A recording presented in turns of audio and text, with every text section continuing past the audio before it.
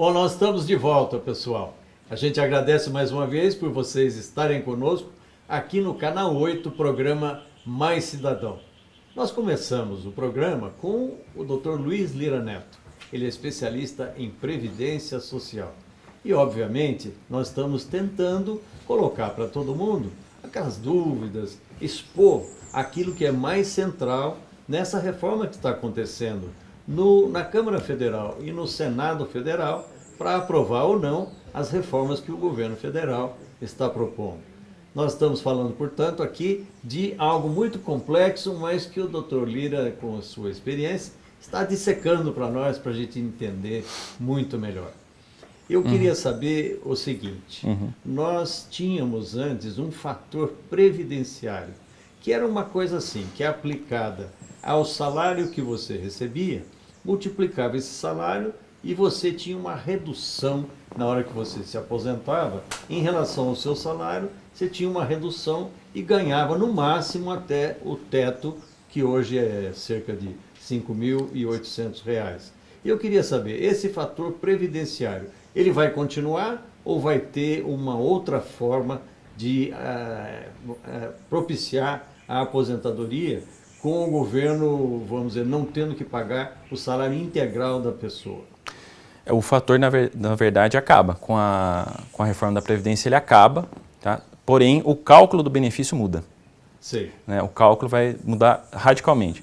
Hoje, é feita uma média dos 80% maiores salários que a pessoa teve ao longo do seu período contributivo. Ou seja, a pessoa pode descartar aqueles 20% menores. Sim, menores. Tá? O cálculo agora com a reforma vai mudar. Ele vai levar em consideração todo o período de contribuição e deixa de ser 80% dessa média e cai para 60% da média. Né? Mas isso não é um fator previdenciário de corte? Ou de acaba, 20 a 40%? Acaba que, de certa forma, sim, né? Acaba sendo um redutor, redução, né? Vai reduzir com certeza, Certo. Com acréscimo de 2% a cada ano completo. Então, você tem, Certo. no mínimo, você já tem a garantia de 60%, com mais 2 anos a cada ano trabalhado, né? Completo. Né? Agora, tem um detalhe importante.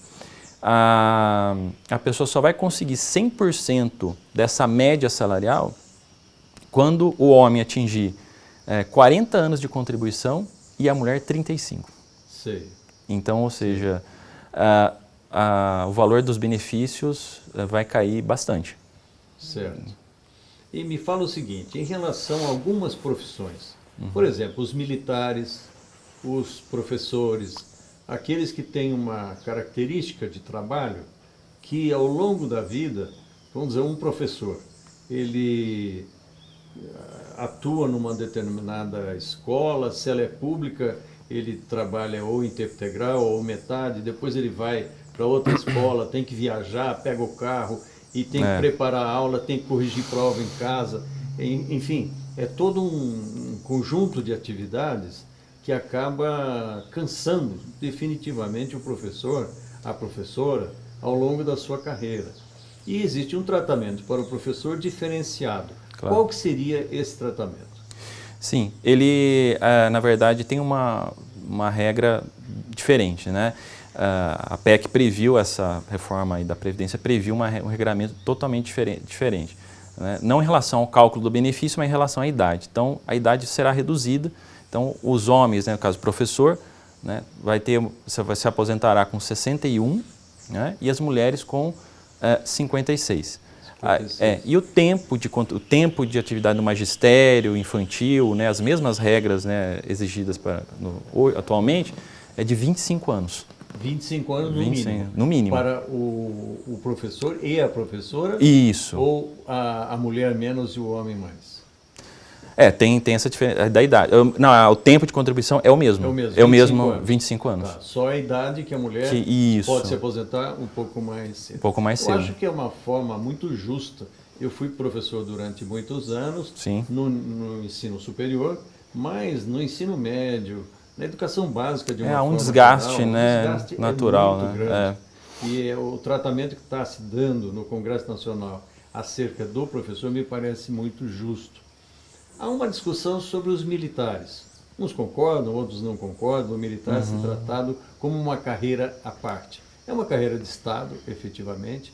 Ele acaba se dedicando a vida toda para uma determinada atividade, mesmo que ele seja engenheiro do Exército, seja advogado do Exército, etc. Chega no final da sua atividade, ele tem dificuldade de se encaixar num mercado, porque ele esteve servindo a pátria e as pessoas de uma forma geral. E, portanto, o tratamento é diferenciado. Para os militares, o que está sendo feito? Então, na verdade, para os militares não existe um regramento até o momento. Que há uma previsão de que a previdência dos militares será tratada numa lei posterior, né? Então, houve uma discussão enorme lá no Congresso a respeito, né, dos militares, e o que foi possível entrar num acordo foi para que a discussão, as regras para os militares fossem colocadas numa lei posterior. Uma lei à parte. É uma lei à parte, após a reforma e tudo mais, né? Então, justamente, tem razão. Os militares têm um desgaste, eles não têm direitos como o trabalhador seletista, não tem fundo de garantia, não tem,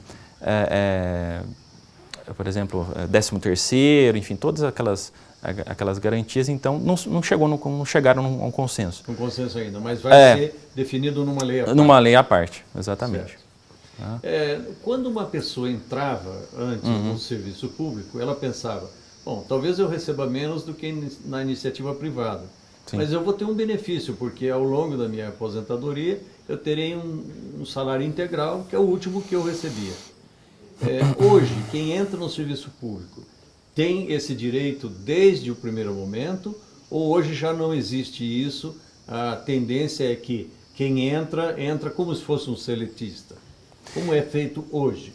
Hoje já não é mais assim, dependendo da situação, da data que ele começou a trabalhar, porque em 2003 houve uma reforma também da Previdência para os servidores públicos, e não mais, em qualquer caso, qualquer situação, o servidor hoje ele consegue receber o salário integral. Pode ser que ele receba um valor menor.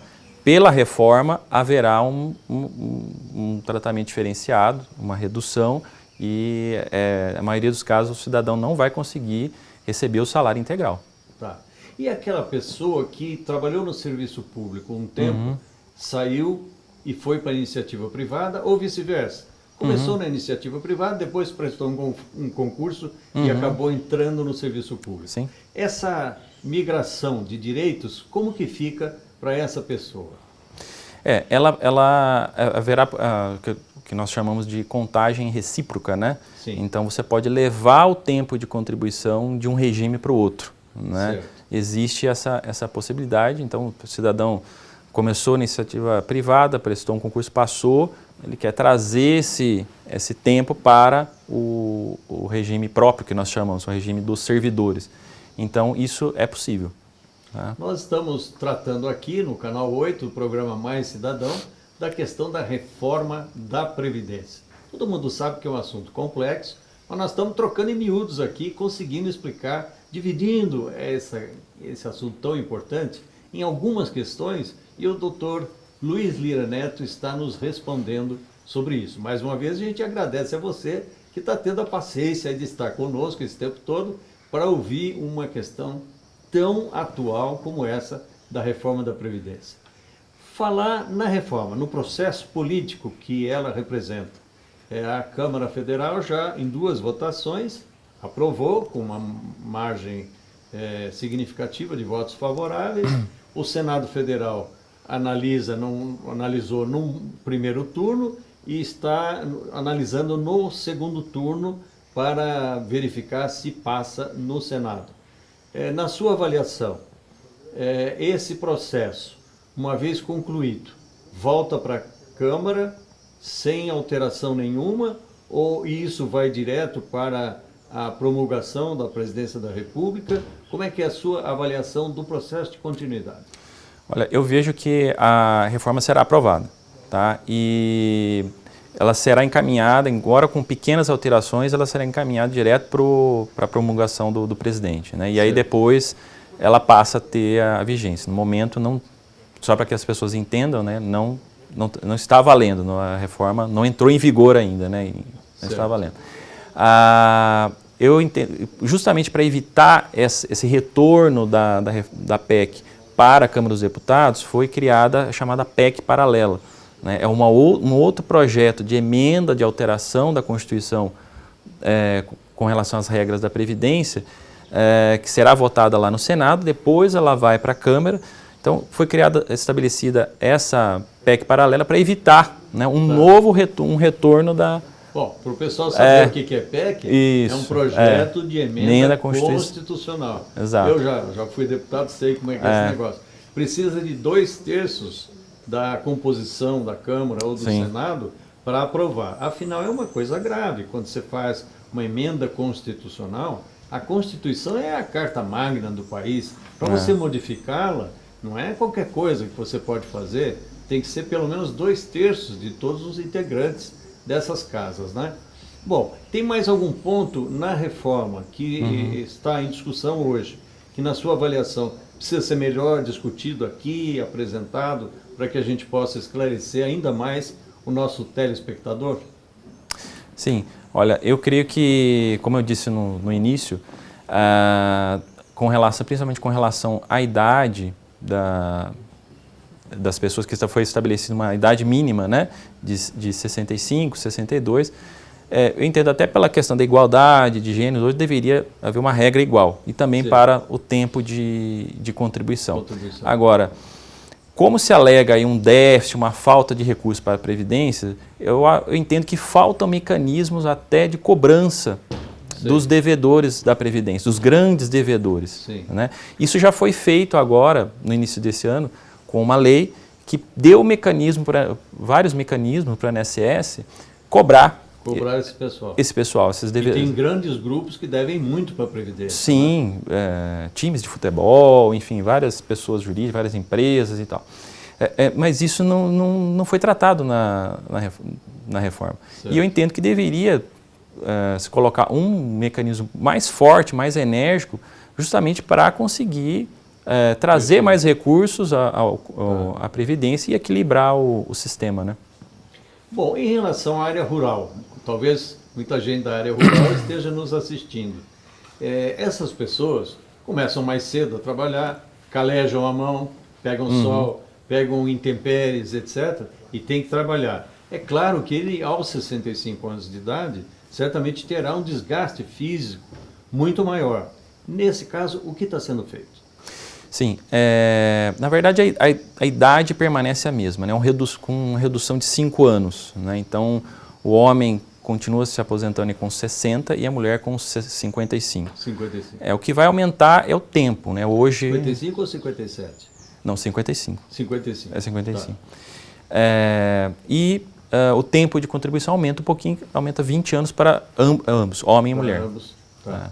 Porque o trabalhador rural, ele tem muitas dificuldades. Sim. Às vezes até ele não tem nem carteira assinada. Exato. Como é que fica essas pessoas que durante muito tempo trabalharam, viveram nas fazendas, foram aqueles chamados colonos, que moravam lá, então, às vezes nem tinha carteira assinada. Sim. Como é que faz para contar o tempo de serviço desse pessoal? Nesse caso, o ideal seria que a pessoa, ainda antes da reforma, se possível, ingressar com pedido na INSS, consultar primeiramente um profissional, porque ainda antes da reforma é possível sim contar esse tempo sem que haja contribuição. Né? Existem algumas regras específicas, precisa ter testemunhas, documentos, comprovando que ele trabalhou na roça, lá, enfim, naquele local como rurícola, né? É possível contar esse tempo sem que ele tenha contribuído, até porque naquela época existia o chamado Fundo Rural, que não exigia a contribuição desse trabalhador. Né? Então o ideal é que isso seja feito agora, porque com a reforma a regra será um pouco mais rigorosa, que vai dificultar o acesso. Tá perfeito. Bom, e forma. Os empregadores também, sabendo disso, têm que colocar carteira de trabalho, etc., e garantir, vamos dizer assim, a preservação da saúde ocupacional. É o mínimo, né? Funcionário, é o mínimo. Né? Bom, pessoal, nós estamos chegando, infelizmente, ao fim desse nosso primeiro programa no Canal 8, programa Mais Cidadão. A gente voltou para a televisão. Eu e a Silvia, minha esposa, ela apresentando um programa de variedades, gastronomia, e eu a parte de entrevistas. E nós tivemos hoje o privilégio de contar com a presença do Dr. Luiz Lira Neto. Ele que é formado na Unip, especialista em Direito Previdenciário, que nos brindou hoje com uma aula praticamente sobre o regime previdenciário que está em reforma e em discussão no país nesse momento. Queria lhe agradecer pela sua participação, convidar o pessoal sempre para estar conosco daqui para frente, porque sempre haverá uma atividade em favor da cidadania em nosso programa. Obrigado, doutor Lira. Eu que agradeço pela oportunidade. Tá bom. Um abraço a você e até a próxima.